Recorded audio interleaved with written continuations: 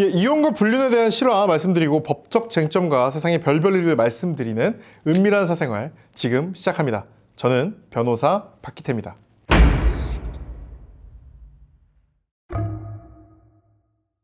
여자가 종양이 있어서 수술을 한다고 합니다. 남편은 회사에 급한 일이 있다고 못 와요.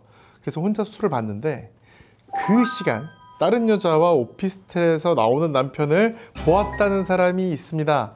알고 보니까 남편은 아내가 수술을 하고 있는 사이에 바람을 피운 거예요. 아니, 바람을 피우는 것도 이미 그 자체로 나쁜 거지만 어떻게 수술하고 있는데 바람을 펴? 두 사람은 당연히 크게 싸웠고요. 이혼하게 됩니다. 이혼하면서 양육권은 남자가 그래요. 양육권 내가 가져갈 거야. 이렇게 얘기를 하는데 아내는 얘기하죠. 누구 좋으라고 내가 애들 뭐 재산도 없이 애들 데려가겠어. 네가 양육해봐. 이 얘기를 합니다. 남편은 아내 같은 여자들은 얼마든지 있다고 생각을 했어요. 그래서 불륜녀를 집에 데려와서 아이들과 함께 살라고 인사를 시킵니다. 상간녀와 함께 이제 거주를 시작을 하죠. 그런데 당연하지만 친엄마랑 똑같을 수는 없습니다. 이 상간녀가 밖에 나가서 쇼핑을 하고 온 동안에 아이들이 아팠고요.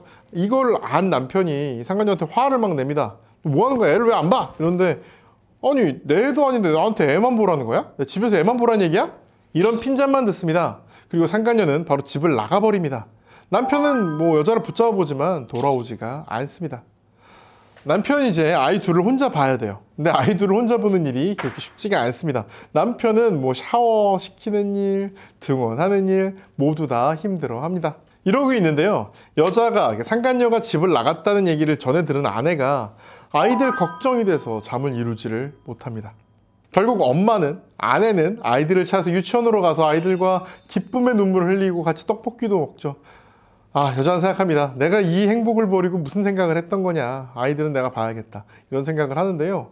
아이들을 이렇게 봐주고 집에서 잠깐 잠든 사이에 돌아온 남편은 또 이걸 보면서 감동하죠. 야, 아내 같은 사람이 없구나. 역시 조강지처밖에 없다. 내가 너무 잘못했구나. 이러면서 재결합을 제안합니다. 내가 그동안 너무 잘못했다. 노력하겠다고 하죠. 1년이 지났습니다. 모든 건 다시 돌아와 있습니다. 남편은 밤에 돌아오기 일쑤고 장인 생일에도 나 바쁜 일 있어서 못 가 라고 해놓고 외박을 했는데 뭐 당연하지만 알고 보면 다른 여자를 만나고 있죠. 이 장인 생일에 혼자 애들을 데려갔던 아내는 일이 생겨서 빠르게 집에 돌아왔는데요. 빠르게 집에 돌아와 보니까 남편은 집에서 다른 여자와 끌어안고 있습니다. 그리고 오히려 늦게 들어온다더니 왜 이제 들어와? 이런 핀잔까지 줍니다. 아내는 다시 이제 이혼할 생각을 합니다. 그래서 법률 상담을 하는데요. 변호사는 경제적으로 자립할 능력이 없으면 양육권을 가져오기 어렵다. 이렇게 얘기합니다. 이제 아내는 새로운 생각을 하게 되죠. 아내는 우선 남편한테 얘기해서 피아노 학원 열게 해달라고 해요. 투자하는 셈 치고 돈을 대주면 생활비 더 달라는 소리 안 하겠다. 이렇게 얘기를 하는 거죠. 두 번째는 부동산입니다. 어머니 명의로 돼 있는 집을 팔고 빚을 내고 건물을 사자는 거예요. 남편은 그래? 알아서 해봐. 이렇게 얘기하죠. 이렇게 남편 재산을 모두 건물에 묶어놓고 남편이 쓸 돈을 없게 만들었어요. 그리고 남편의 간통 현장을 경찰과 함께 급습합니다. 간통죄로 고소하고 이혼 청구를 한 거죠. 남편은 워낙 잘못한 게 명확하니까 뭐라고 말하기가 어려워요. 그런데 이제 양육권 결정 상황이 되잖아요. 이러면 남편은 재산도 별로 없어요. 이 재산들이 얼마 없는 재산들이 다 빌딩에 묶여 있습니다. 그래서 자금 확보가 어렵고 사업도 좀 하기가 어렵습니다. 이런 남편.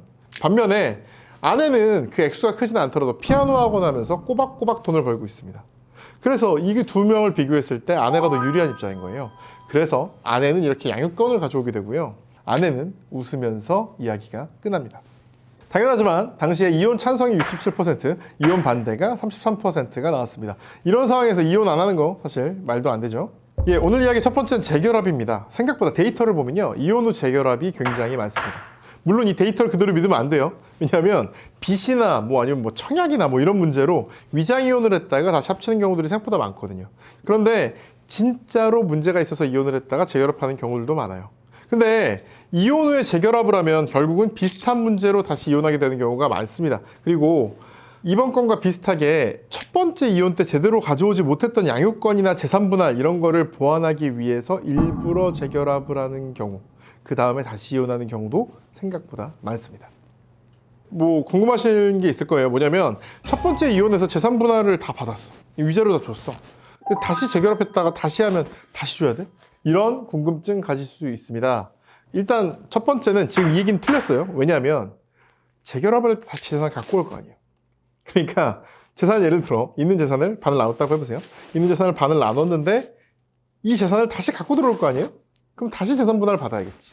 이런 오류가 어디서 생기냐면 재산 분할이라는 게 남자가 재산을 가지고 있고 이 남자 재산을 빼가는 거야. 이게 생각하는 오류인데 재산 분할받은 재산도 결국은 다시 돌아오기 때문에 재산 분할을 다시 하는 게 일단은 맞습니다. 근데 재산 분할 계산이 좀 심플해요. 뭐냐면 재산 분할을 한 이후에 증가한 재산, 감소한 재산 이것만 계산해서 다시 재산 분할을 하면 되기 때문에 사실은 재결합의 재산 분할은 굉장히 심플합니다. 예, 재산 분할에 대한 얘기 좀 드리겠습니다. 일단 재산 분할이라는 건요. 어떻게 하냐면 본인이 갖고 있는 재산을 다 합쳐요. 재산은 크게 두 가지가 있는 거죠. 적극 재산과 소극 재산. 무슨 말이냐면 자산이 있고 빚이 있을 거예요. 그러니까 전체 적극 재산, 그러니까 자산에서 빚을 쫙 뺍니다. 예를 들어 부동산을 10억 원어치 갖고 있고 여기에 빚이 3억 있다. 그러면 현재 재산은 얼마? 7억 원이 되는 거죠. 이 총액을 기여분에 따라서 나누는 거예요. 분할 비율만 정하는 겁니다. 누가 얼마나 이 재산을 만드는데 남편과 아내 중에 누가 얼마나 기여했는가 요것만 계산해서 나누게 되는 겁니다.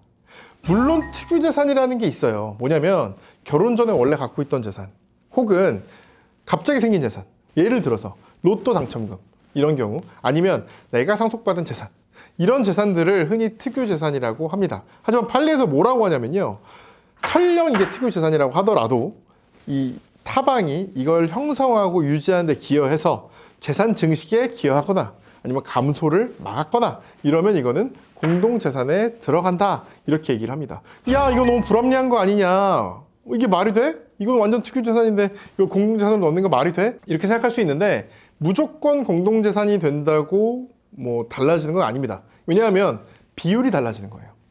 예를 들어서 결혼 후에 부부가 같이 번 재산이 10억이 있고 남편이 상속받은 재산이 10억이 있다고 해보세요. 그럼 총 재산이 20억이죠.